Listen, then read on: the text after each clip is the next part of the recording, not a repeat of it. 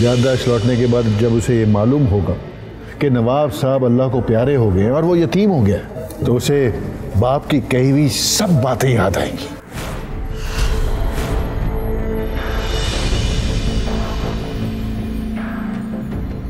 मैं जानता हूं कि चांद के अलावा किसी और के बारे में सोचने का तसव्वुर भी नहीं कर सकती। ये हठधर्मी है शायान, जिद है, हिमाकत है, नादानी है। अपने इरादे की बात तो नहीं करता, लेकिन वादा किया है तो निभाऊंगा जरूर।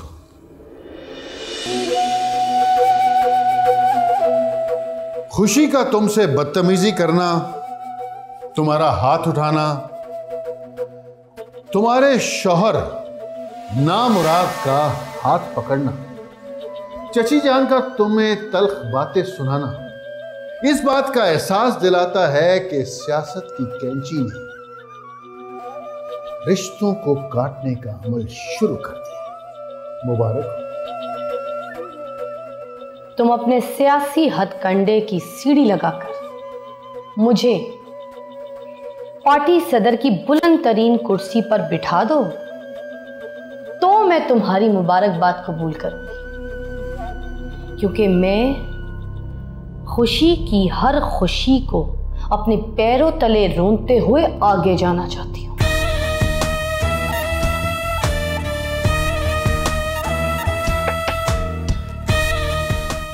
ये तुम्हारी ख्वाहिश है या तुमने रात को कोई चौना खा? पार्टी प्रेसिडेंट की कुर्सी के इलेक्शन का जिक्र तो हम प्रेस कॉन्फ्रेंस में कर चुके।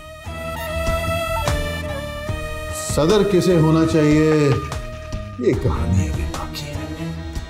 इस कहानी के अंजाम में तुम मेरा नाम लिख दो तो मैं सदर की कुर्सी पर बैठने के बाद तुम्हें वाइस प्रेसिडेंट बनाने का वादा कर। ऑफर छोटी है, अगर मैं तुमसे कुछ और भी चाहूं तो इनकार मत करना।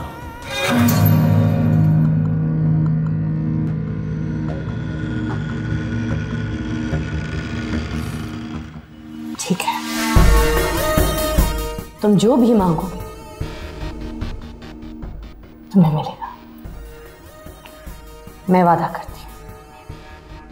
तो फिर तुम एंजॉय करो, क्योंकि पार्टी मेंबरान के कानों में मैं खुशी के खिलाफ ऐसा जहर घोलूंगा कि जिसका इलाज किसी के पास नहीं होगा।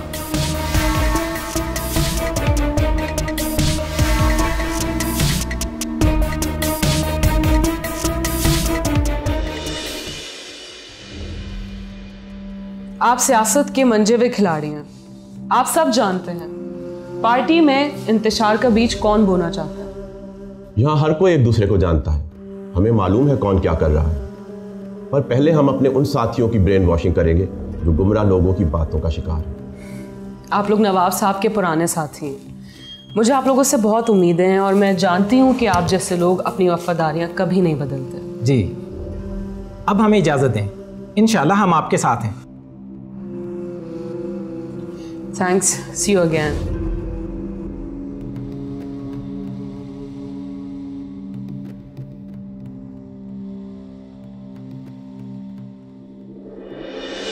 हसद के कुएं में हम सबको धक्का दे रही हो। काली बिल्ली की तरह रास्ता ना काटो। प्रेस कॉन्फ्रेंस के लिए जा रही हूं। आज का दिन पाकिस्तान पार्टी की तारीख का उन्वान बन जाएगा।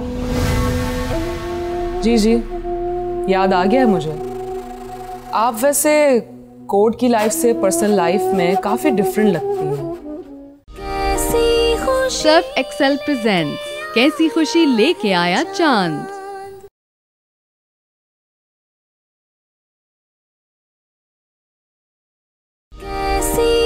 सर्फ एक्सेल प्रेजेंट्स कैसी खुशी लेके आया चांद। सब हम ख्याल लोगों से आपका अलग अलग मीटिंग करना बहुत ज़रूरी है। असलम शेख की प्रेस कॉन्फ्रेंस का जवाब भी हम देंगे। मुझे लगता है जैसे असलम शेख के पीछे हमारे किसी अपने का हाथ है। सियासत की जंग में अपने और पराए सभी मुस्कुराहटों के मास्क का इस्तेमाल करते हैं। असली चेहरे को शनाख्त करना बहुत मुश्किल हो जाता है। वक्त कम है और मुकाबला बहुत सख्त। हमें पार्टी बचाने के लिए अपनी पूरी एनर्जी सर्व करनी होगी। मेहनत हो तो फतह नज़दीक हो जाती है। अपने बाद पार्टी को बचाने के लिए नवाब साहब के इंतखाब की दाद देता हूँ। खुशी को अपना नायब बनाकर उन्होंने बहुत से चेहरे बेनकाब कर दिए।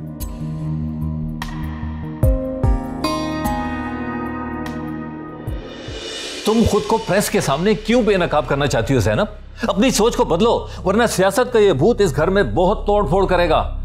मैं तुम्हारे हाथों पहले ही बहुत परेशान हो चुकी हूँ। समझ ही नहीं आता कि तुम मेरे साथ हो भी कि नहीं। तुम्हें शायद मालूम नहीं है, मैंने सिर्फ सच का साथ देने का फैसला किया है, और जो इस घर और अब्बू जान की पार्टी के लिए बेहतर होगा मैं उसका साथ दूंगा।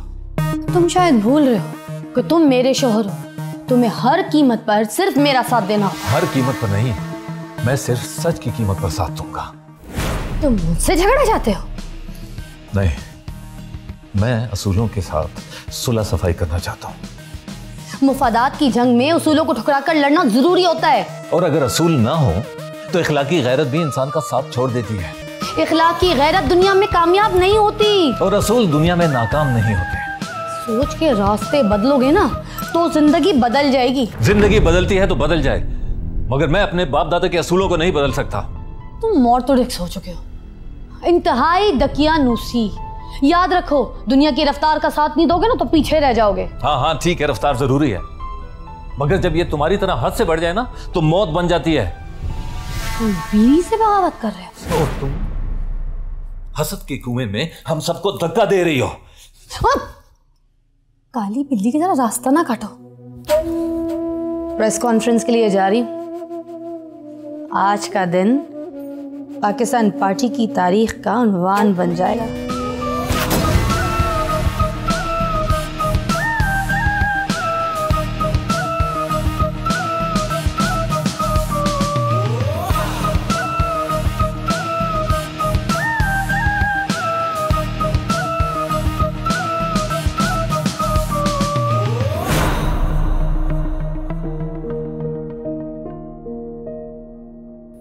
आपा, आज आपने ज़ैनब को देखा था? जब वो हमारे करीब से गुजरी तो ऐसे लग रहा था जैसे वो हमें जानती भी ना हो। जमीला, ना जाने इस लड़की के दिमाग में क्या फतूर है, हर वक्त आग के भगोले की तरह दिखाई देती है।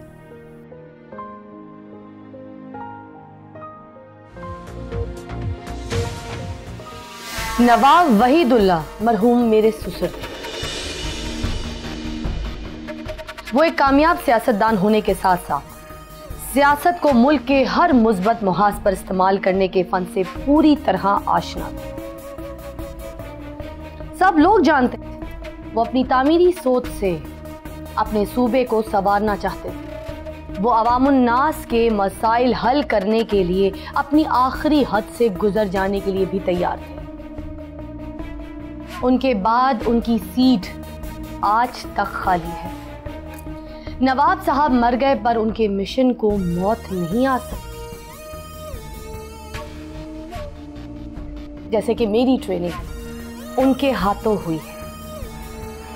मैं उनके मिशन को आगे बढ़ाऊंगी। मैंने खुद से अहद किया था और आज आप सबसे भी वादा करती हूं कि बहुत जल्द पाकिस्तान पार्टी के सदारती इलेक्शन का ऐलान कर दिया जाएगा।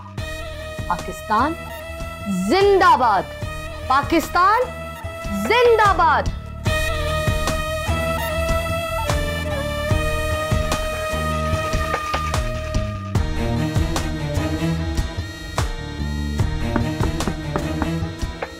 मैं देखती हूँ।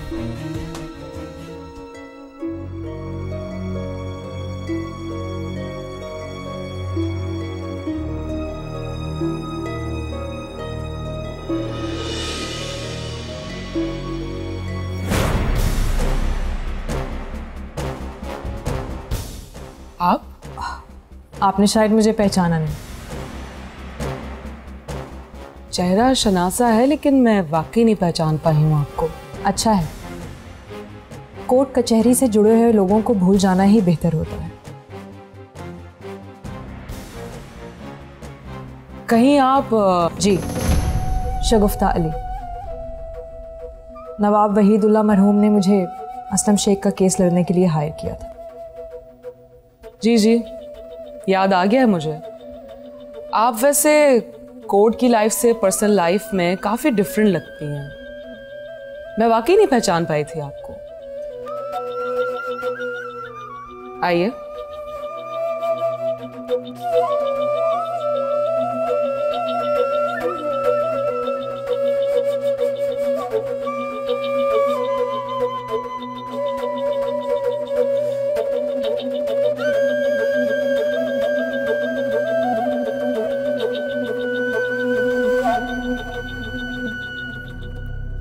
मैं मिसेस नवाब से मिलने आई हूँ। क्या मैं पूछ सकती हूँ कि आप में से जमीला बेगम कौन है? जमीला बेगम आपके सामने तशरीफ रखती हैं। अम्मी, ये शगुफ्ता हैं। असलम शेख का केस इन्होंने ही कोर्ट में फाइल किया था। माशाल्लाह, आप बुढ़ापे में इतनी इम्प्रेसिव हैं तो जवानी में क्या खूब गजब ढाती होंगी।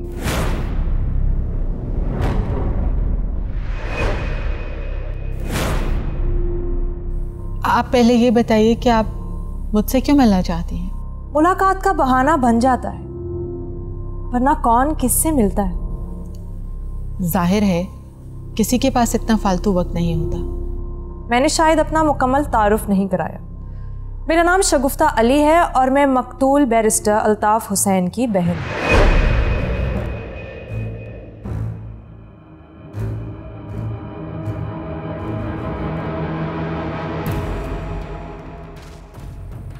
कहिए, मैं आपके किस काम आ सकती हूँ? आप मेरे किस काम आ सकती हैं, इसका फैसला मैंने अभी तक किया नहीं है। आखिर आपके यहाँ आने का कोई तो मकसद होगा ना? जाहिर है, मैं वकील हूँ और कोई भी वकील किसी कानूनी काम के अलावा किसी के घर नहीं जाता। तो फिर बताइए कि मामला क्या है? क्या मैं आपसे प्राइवेटली बात कर सकती हूँ? आपके घर वालों से अलग कुछ खास बात करनी है मैंने।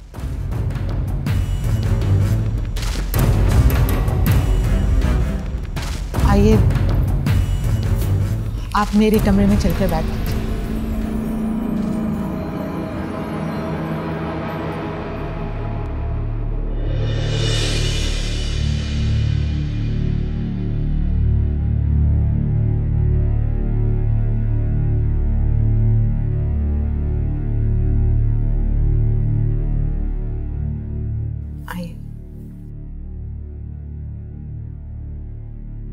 माशाल्लाह, आपका कमरा तो आपकी शख्सियत की तरह बहुत शानदार है। बहुत शुक्रिया, तशरीफ रखिए।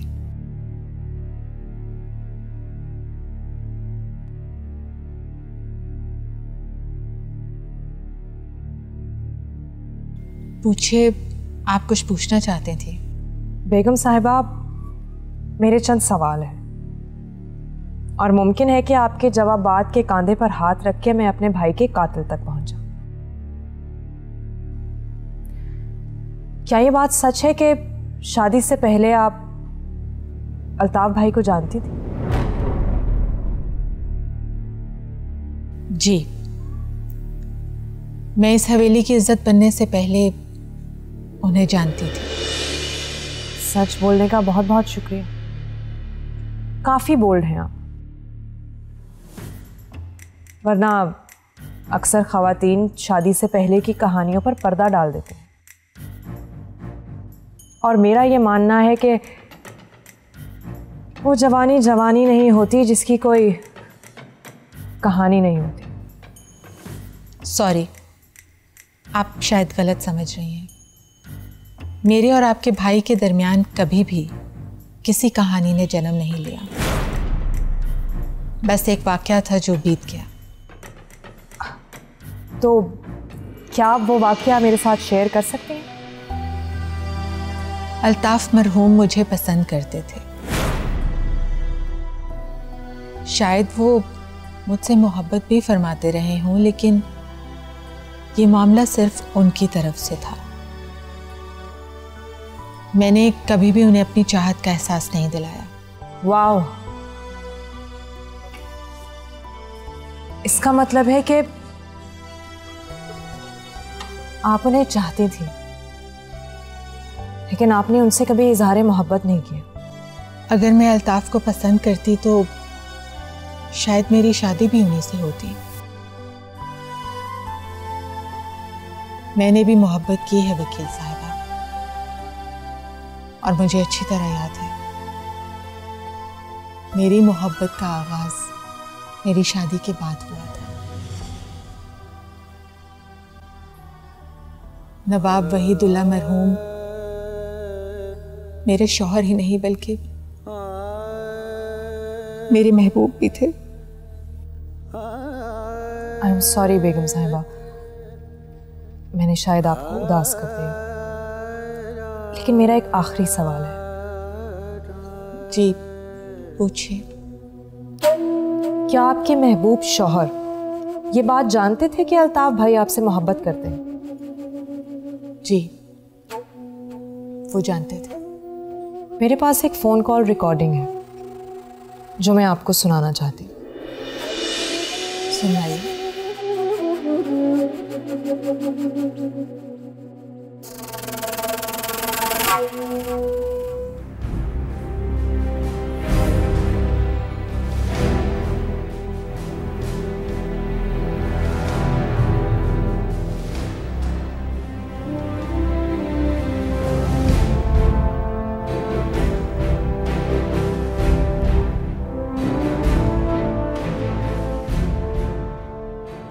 क्या आप मुझे बता सकती हैं कि ये आवाज़ किस खातून की है? सॉरी, लेकिन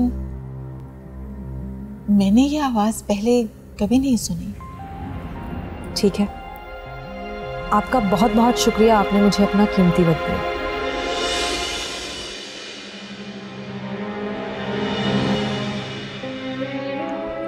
हो गई बात अम्मी से? बात पूरी नहीं हुई, लेकिन शुरू हो गई है।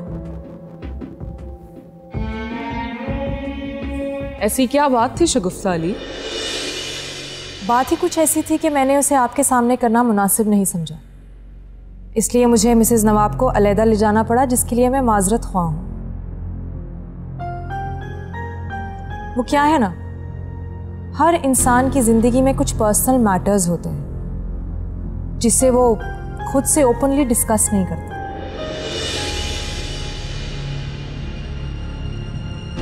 नो प्रॉब्लम, आपको जो बेहतर लगा आपने वो किया। It's okay. कैसर भाई, आप शगुफ्ता जी को बाहर तक छोड़ दें।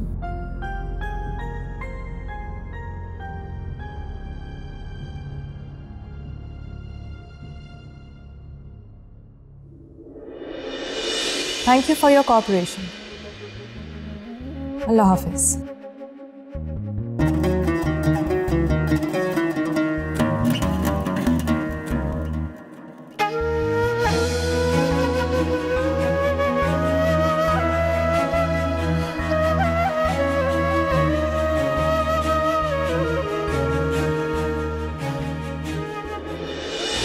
क्या मतलब?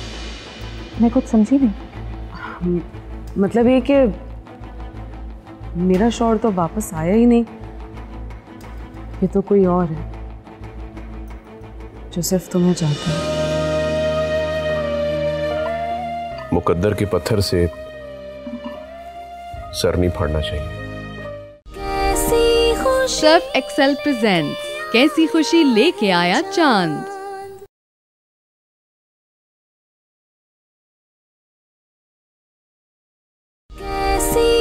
सर्फ एक्सेल प्रेजेंट्स कैसी खुशी लेके आया चांद। ये वकील साहबा मुझे बड़ी खराट दिखाई दी। आखिर वो तुमसे अकेले में क्या सवाल करना चाहती थी? आप वो अपने मकतूल भाई के कातिल तलाश कर रही है। कातिल तलाश कर रही है? तो यहाँ क्यों आई? वकील साहबा का लहजा खासा पुरस्कार था। बात बहुत घुमा के करती हैं, लगता है जैसे किसी का इम्तिहान ले रही हूं। तुमने ये कैसे महसूस किया? कैसे? मामी जान, मैं इनको गाड़ी तक छोड़ने के लिए गया हूँ। चंद कदम का फासला तय करते हुए उसने 20 सवाल पूछ लिए मुझसे। क्या पूछ रही थी? वो सवाल क्या थे? ऐसे ही ऊट पटाख सवाल थे। आपके और मामू जान के बारे में उसने मेरा भेजा खाने की बहुत कोशिश की, लेकिन वो कामयाब नहीं हो सकी।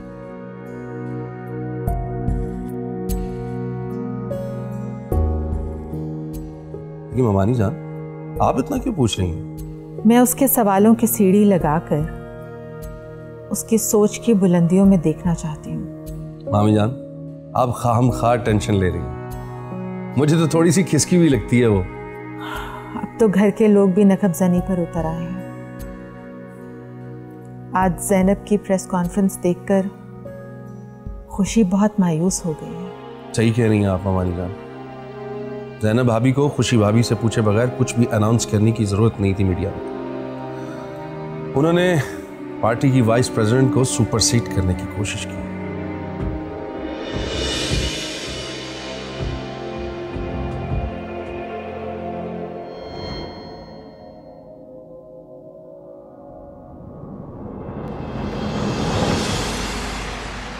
अंडा कैसा बना है बीबी जी? मैंने खुद बनाया है। क्या बात है, आजकल तो मुझे इधर उधर की खबरें नहीं दे रही हो। आपको प्रेस कॉन्फ्रेंस में पार्टी इलेक्शन के अनाउंसमेंट की इजाजत किसने दी है? मुझे किसी से इजाजत लेने की कोई जरूरत नहीं है। जरूरत है। पार्टी के मुफाद में क्या बेहतर है, इसका फैसला इज्तिमाई सोच के साथ किया जा सकता है। अपनी इनफरादी सोच का इजहार करना कोई जुर्म नहीं है। पार्टी का कोई भी रुकन पार्टी एजेंडे से बाहर जाकर मीडिया पर कोई बात नहीं कर सकता। पार्टी का एजेंडा नवाब साहब के साथ कब्र में ही दफन हो गया। अब पार्टी इलेक्शन के बाद हमें अपना मंशूर सरनौ तरतीब देना होगा। इलेक्शन कब होगा, कैसे होगा, ये सोचना आपका काम नहीं, पार्टी एग्जीक्यूटिव का काम। वाइस प्रेसिडेंट साहिबा,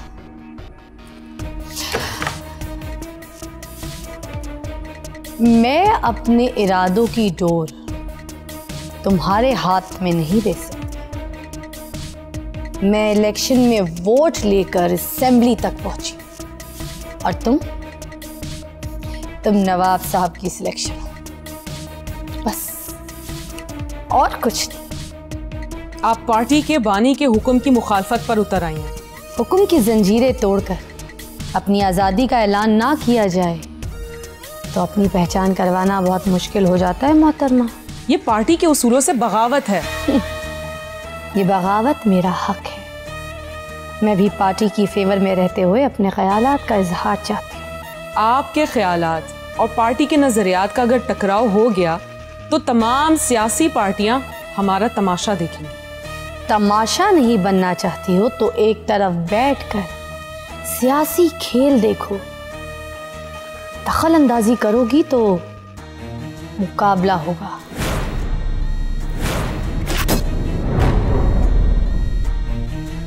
और मुकाबला होगा तो ज़ैनब से हार जाओगी तो।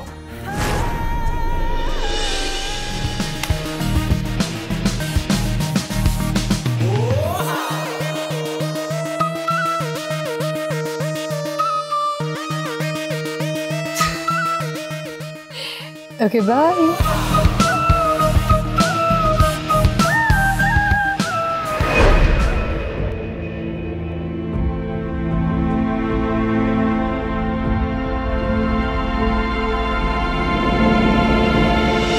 जी शगुफ्ता जी, आप क्या लेंगी?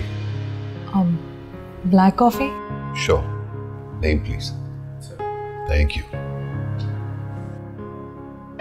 वैसे आपकी आंखें कुछ बोल रही हैं। क्या हुआ है मेरी आंखों को? क्या बोल रही हैं? नहीं नहीं, हुआ तो कुछ नहीं, लेकिन बीती हुई रात की बिपता जरूर सुना रही है। लगता है आप ठीक से सोई नहीं। 100% दुरुस्त फरमाया आपने। मैं कल रात नवाब साहब की हवेली गई थी। ओह, तो इसका मतलब हुआ कि आपने प्राइवेट इन्वेस्टिगेशन की इब्तिदा कर दी है। कुछ ऐसा ही समझे। कल मैंने मिसेस नवाब से बहुत सवाल जवाब किए। वो अपना और अल्ताफ भाई का ताल्लुक तो मान गई, लेकिन वो वॉइस रिकॉर्डिंग सुनते साथ ही वो बिल्कुल मुकर गई। उन्होंने मुझसे साफ साफ कह दिया कि वो इस आवाज़ को पहचानती ही नहीं है। जाहिर सी बात है, भला वो क्यों मानेंगी कि वो आवाज़ उन्हीं की है? एसपी साहब, अगर वो मान जाती है ना, तो कम से कम उन्हें कानून के कटहरे में खड़ा करना आसान हो जाएगा। शगुफ्ता जी, आप फिक्र ना करें। ये केस थोड़ा सा मुश्किल है, लेकिन मुझे पूरा यकीन है कि मुजरिम अपने अंजाम को पहुंच जाएगा। शगुफ्ता जी, मैंने कहा ना, परेशान मत होइए। Thank you very much SP साहब, आप बहुत केयरिंग हैं। और आप मुझे शर्मिंदा कर रही हैं। इसमें शर्मिंदा होने वाली कौन सी बात है? कमाल है, आपकी कॉफी नहीं आई। Excuse me.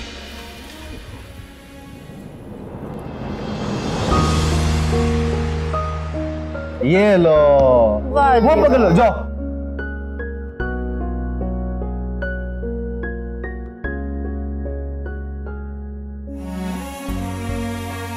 ये लो, वो पकड़ लो, जाओ। पकड़ पकड़ बॉल बॉल पकड़ बॉल पकड़ बॉल पकड़ बॉल पकड़ लो।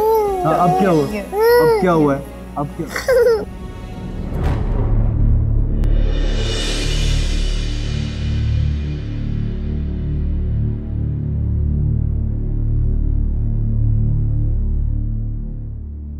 हुमायला, वो रूम में जा रहा हूँ, मेरी मेडिसिन का टाइम हो गया है।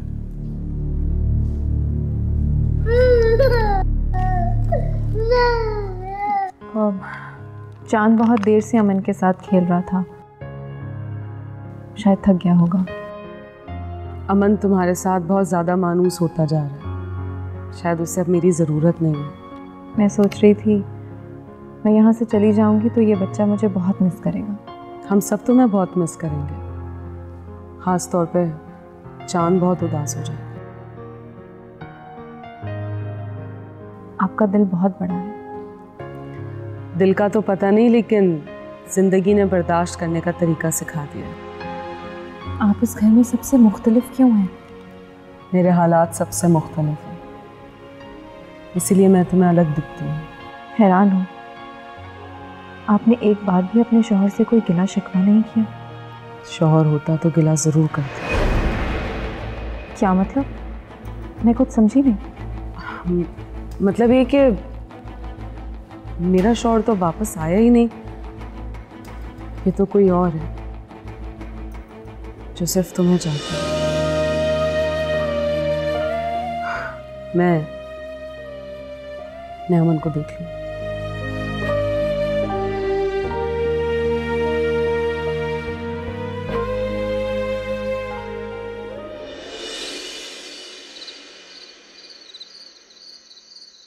तुम खुद पे जुल्म कर रही हो एनी। तुमने अरमान भाई को इनकार क्यों किया? इस बात का जवाब मैं कैसे दे सकती हूँ तुम्हें? बस ये समझ लो कि चांद को दूर से देखकर जीने का फैसला कर लिया मैंने। क्या जिंदगी इसी का नाम है? ये तो नसीब का हिस्सा है। कौन कतरा कतरा मरता है और कौन बूंद बूंद जीता है। ना जाने क्यों मुझे तुम्हारा ये फैसला अच्छा नहीं लगा। तुम्हारा इनकार मेरे और शायान के बीच दीवार भी बन सकता है। नहीं, ऐसा हो ही नहीं सकता और मैं ऐसा होने ही नहीं दूंगी। मुझे तो अब कुछ भी नामुमकिन नहीं लगता। अब्बूजान हमेशा के लिए इस दुनिया को छोड़ के चले गए। चांद भाई घर तो लौट आए हैं, लेकिन अब भी वो हमारे पास नहीं। हमारे करीब रह के भी वो हमारे साथ नहीं है। कुर्तुल्लाह, सब कुछ बहुत अजीब सा हो रहा है। खोकर रोना, कुछ पाकर हंसना, शायद इसी का नाम जिंदगी है। जो हमारे आसपास अजीब हो रहा होता है ना, यही हमें जिंदगी का एहसास दिलाता है। लेकिन फिर भी मैं तुम्हें एक मशवरा ज़रूर दूंगी। अपने फैसले पे एक दफ़ा गौर ज़रूर कर लेना। ऐसा ना हो कि तुम्हारा ये फैसला तुम्हारे लिए सिर्फ पछतावा बन के रह जाए। कभी कभी पछतावे भी ना अधूरे फैसलों से बेहतर होते हैं। तुम बहुत जिद्दी हो कुर्तुल्लाह। अगर दिल के फैसलों को कायम रखने का नाम जिद है तो मैं जिद्दी ही सही।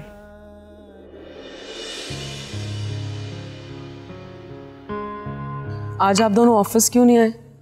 कहाँ रह गए थे आप लोग? एक्चुअली वो 2 बैक टू बैक बहुत इंपॉर्टेंट मीटिंग्स थी।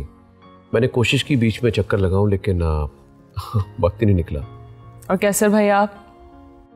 भाभी मैं सारा दिन अरमान भाई के साथ था, और अरमान भाई के साथ कैसे टाइम गुजरता है पता ही नहीं चलता। बस आप इनकी शादी होने दें, फिर देखिएगा इनकी मसरूफियत और ये दोनों ही बदल जाएंगे। आपकी इत्तला के लिए अर्ज है कि कुर्रतुलैन ने शादी से इनकार कर दिया।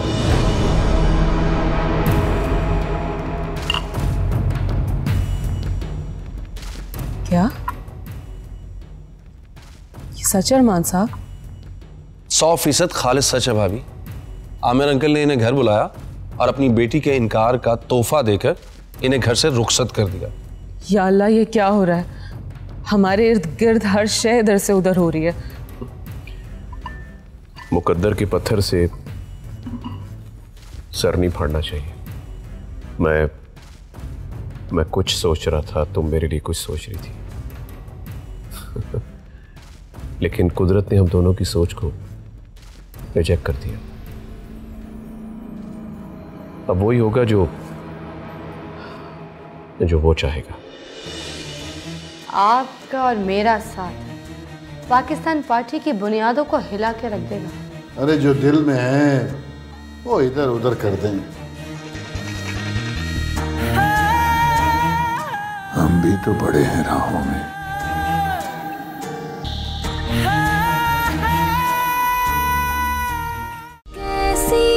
सर्फ एक्सेल प्रेजेंट्स कैसी खुशी लेके आया चांद।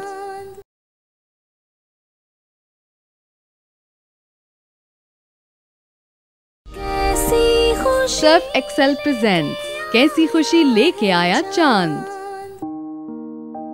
फिलहाल तो मैं सोहा के बारे में सोच रही हूँ। कुर्रतुलैन के इनकार का पत्थर कहीं उसके कांच के ख्वाब को चकनाचूर ना कर दे। नहीं भाभी, शायान समझदार लड़का है। आई थिंक वो सिचुएशन को संभाल लेगा। कमाल है, अपने ही घिराते हैं नशे मन पर बिजलियां। ज़ैनब की प्रेस कॉन्फ्रेंस तो सुन ली होगी आपने। कैसर ने मुझे सब कुछ बता दिया। दरअसल ज़ैनब भाभी जो कुछ भी बोल रही हैं वो अल्फाज उनके अपने नहीं। आप उसकी जबान को रोक सकते हैं तो रोक दें, वरना उसकी गुमराह आवाज नवाब साहब की सियासी साख को राख कर देगी।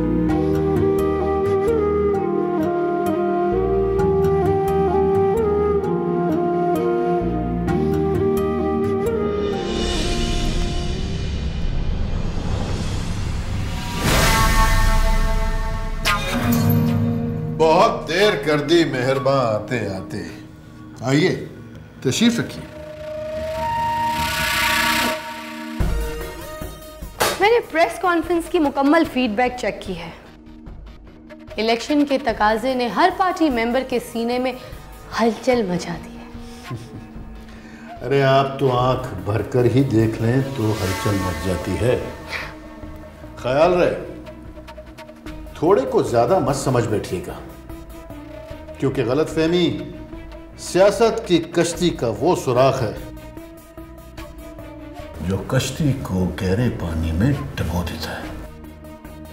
खुशी की तिलमिलाहट मेरी ऑक्सीजन है।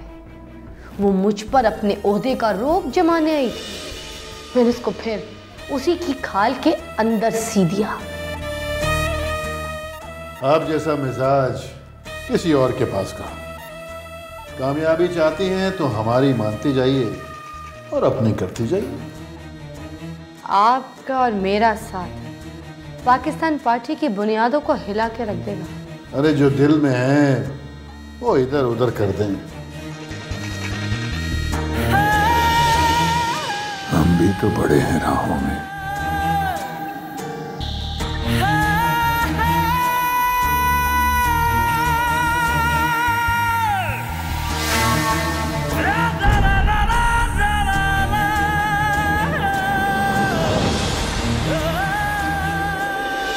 वैसे आपको शादी कर लेनी चाहिए, वरना। थैंक यू जी। कहीं आपने अपने वकालत के पेशे के साथ साथ कोई मैरिज ब्यूरो तो नहीं खोल रखा है? नो नो, मैं तो बस आपको मशवरा दे रही थी। आपके मशवरे के लिए बहुत बहुत शुक्रिया। खुशी साथ जा रही है ना? तो फिर वहां तुम्हारे जाने की तो कोई ज़रूरत नहीं है। वैसे भी अमन को कौन देखेगा? जब चांद अपनी सालगिरह का केक काटेगा तो उसके साथ किसी का दिल भी कटेगा। शायद